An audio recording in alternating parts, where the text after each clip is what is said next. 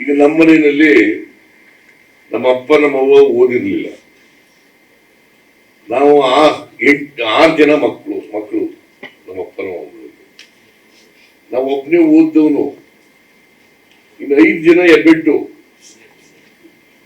ನಮ್ಮ ಅಪ್ಪ ನಮ್ಮ ಅಮ್ಮ ಹೆಬ್ಬೆಟ್ಟು, ನಮ್ಮ ಅಣ್ಣ ಹೆಬ್ಬೆಟ್ಟು, ನಮ್ಮ ತಮ್ಮ ಹೆಬ್ಬೆಟ್ಟು, ಇನ್ನೊಬ್ಬ ತಮ್ಮ ಹೆಬ್ಬೆಟ್ಟು, ಇಬ್ರು ಅಕ್ಕನಿಗೂ ಹೆಬ್ಬೆಟ್ಟು. ಒಂದು ವೇಳೆ ನಾವು ಓದಿರ್ಲಿಲ್ಲ ಅಂತ ಇಟ್ಕೊಳ್ಳೋಣ, ಇವತ್ತು ಚೀಫ್ ಮಿನಿಸ್ಟರ್ ಆಗಕ್ಕಾಯ್ತಿದ್ದ?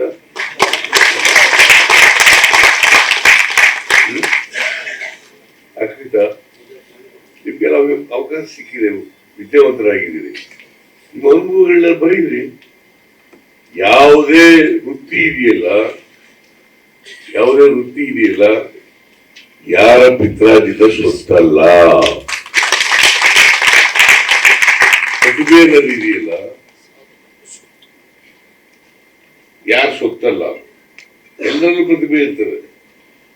ಆ ಸೂಕ್ತವಾಗಿರ್ತಕ್ಕಂಥ ಪ್ರತಿಭೆಯನ್ನ ಅಳಿಸ್ತಕ್ಕಂಥ ವ್ಯವಸ್ಥೆಯನ್ನ ನಿರ್ಮಾಣ ಮಾಡ್ಕೊಳ್ತಕ್ಕಂಥ ಅವಕಾಶಗಳನ್ನು ನಿರ್ಮಾಣ ಮಾಡ್ತಕ್ಕಂಥದ್ದು ಇದೆಯಲ್ಲ, ಅದೇ ವಿದ್ಯೆ ಮತ್ತು ಜ್ಞಾನ. ನೀವು ಜ್ಞಾನ ಹೆಂಗಿರ್ಬೇಕಪ್ಪ ಅಂತಂದ್ರೆ ವೈಜ್ಞಾನಿಕವಾಗಿರ್ಬೇಕು ಮತ್ತು ವೈಚಾರಿಕವಾಗಿ. ವೈಜ್ಞಾನಿಕವಾಗಿರ್ಬೇಕು.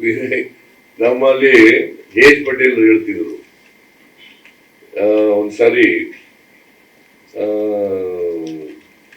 ರಾಮಕೃಷ್ಣ ಹೆಗ್ಡೆ ಅವ್ರನ್ನ ಬಿ ರಾಚಯ್ಯನವರು ಹೊಗಳ್ತಾ ಇದ್ರು. ಒಂದು ಲೆಜಿಸ್ಲೇಟಿವ್ ಪಾರ್ಟಿ ಮೀಟಿಂಗ್ ಹೊಗಳ್ತಾ ಇದ್ರು. ಜೆ.ಎಚ್. ಪಟೇಲ್ ಎದ್ಬಿಟ್ರು. ರಾಚಯ್ಯನವರು ಸ್ವಲ್ಪ ಕೂತ್ಕೊಳ್ಳಿ, ನಾವು 1 ನಿಮಿಷ ಮಾತಾಡ್ತೀನಿ ಅಂತ ಹೇಳಿದ್ರು. ರಾಚಯ್ಯನವ್ರೆ, ರಾಮಕೃಷ್ಣ ಹೆಗಡೆಯವ್ರನ್ನ ಹೊಗಳ್ಬೇಕಾದಂತ ಅಗತ್ಯ ಇಲ್ಲ. ಯಾಕಂತಂದ್ರೆ ಅವ್ರಿಗೆ 5,000 ವರ್ಷಗಳ ಇತಿಹಾಸ ಇದೆ. ನಿಮಗೆ ಯಾವಾಗಪ್ಪ ಬಂದದು? ಸಂವಿಧಾನ ಬಂದ್ಮೇಲೆ ಬಂತು. ನಿಮಗೆ ನನಗೆ ಬಸವಣ್ಣ ಬಂದಾಗಲೇ ಬಂತು, 800 ವರ್ಷಗಳ ಹಿಂದೆ. ನಾನು ನಿನಗಿಂತ ಬುದ್ಧಿವಂತ, ನನಗಿಂತ ರಾಮಕೃಷ್ಣ ಹೆಗಡೆ ಬುದ್ಧಿವಂತ. ನಿಮಗೆ ಅದಕ್ಕೆ ಈ ಗುಲಾಮ್ಗಿರಿ ಇದೆಯಲ್ಲ, ಈ ಗುಲಾಮ್ಗಿರಿಯಿಂದ ಹೊರಗಡೆ ಬರಬೇಕಾದ್ರೆ ಗುಲಾಮ್ಗಿರಿ ಸ್ವಾಭಿಮಾನ ಅಲ್ವಾ? ಸ್ವಾಭಿಮಾನ ಬೆಳೀದೇ ಹೋದ್ರೆ ಹೆಂಗಾಗ್ತದೆ ನಿಮ್ ಗುಲಾಮ್ಗಿರಿ? ಅವರು ಅದಕ್ಕೆ ಒಂದು ಕಥೆ ಹೇಳ್ತಿದ್ರು ಜೆ.ಎಚ್. ಪಟೇಲ್. ನೋಡಪ್ಪ, ಒಬ್ಬ ಶ್ರೀಮಂತ ದಲಿತ ವರ್ಗದಲ್ಲಿ ಹುಟ್ಟಿ ಶ್ರೀಮಂತನಾದ್ರೆ ಅವನ ಮೇಲ್ಜಾತಿಯವರು ಏನಂತ ಕರೀತಾರೆ? ಪರಾಯ ಅಂತ ಕರೀತಾರೆ.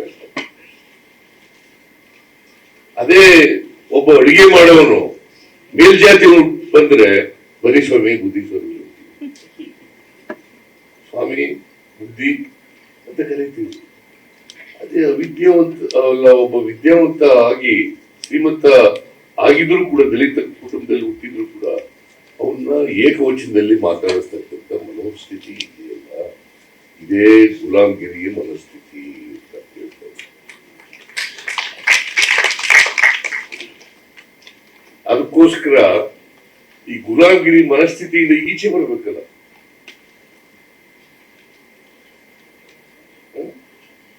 ಅದಕ್ಕೆ ಶಿಕ್ಷಣ ಬೇಕೇ ಬೇಕು. ವೈಚಾರಿಕತೆ ಬೆಳೆಸ್ಕೊಳ್ಳೇಬೇಕು, ವೈಜ್ಞಾನಿಕತೆ ಬೆಳೆಸ್ಕೊಳ್ಳೇಬೇಕು. ಎಲ್ಲಿಗಿಂತ ಮುಖ್ಯವಾಗಿ ಸತ್ಯವನ್ನ ಪ್ರತಿಪಾದನೆ ಮಾಡ್ತಕ್ಕಂಥ ಖ್ಯಾತಿಯನ್ನ ಬೆಳೆಸ್ಕೊಳ್ತಕ್ಕಂಥದ್ದು ಅತ್ಯಂತ.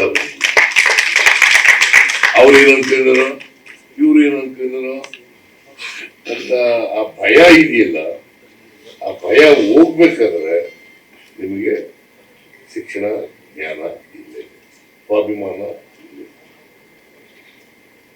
ಅದನ್ನ ಚರ್ಚೆ ಮಾಡಿ. ಜಾತಿ ಇಂದ ಬಹಳ ಜನ ಹೇಳ್ತಾರೆ, ಲೋಕಿಯ ಹೇಳ್ತಾ ಇದ್ರು ಏನಂತ ಅಂತಂದ್ರೆ, ಜಾತಿ ಸಭೆಗಳನ್ನ ಮಾಡ್ಬೇಕಾ ಬೇಡವಾ ಅನ್ನೋದು ಪ್ರಶ್ನೆ. ಎಲ್ಲಿವರೆಗೆ ಜಾತಿ ವ್ಯವಸ್ಥೆ ಇರ್ತದೆ ಅಲ್ಲಿವರೆಗೆ ಜಾತಿ ಸಮ್ಮೇಳನಗಳನ್ನು ಮಾಡಬೇಕು. ಅದಕ್ಕೆ ಬಾಬಾ ಸಾಹೇಬ್ ಅಂಬೇಡ್ಕರ್ ಅವರು ಏನ್ ಹೇಳಿದ್ರು ಅಂತಂದ್ರೆ, ಶಿಕ್ಷಣ, ಸಂಘಟನೆ, ಹೋರಾಟ. ಶಿಕ್ಷಣ, ಸಂಘಟನೆ, ಹೋರಾಟ ಮಾಡಿ ಅಂತ ಹೇಳಿದ್ರು. ನಿಮಗೆ ಶಿಕ್ಷಣನೇ ಇಲ್ಲದೆ ಹೋದ್ರೆ ಸಂಘಟನೆ ಹೆಂಗ್ ಮಾಡಕ್ಕಾಗಲ್ಲ. ಸಂಘಟನೆನೇ ಇಲ್ಲದೆ ಹೋದ್ರೆ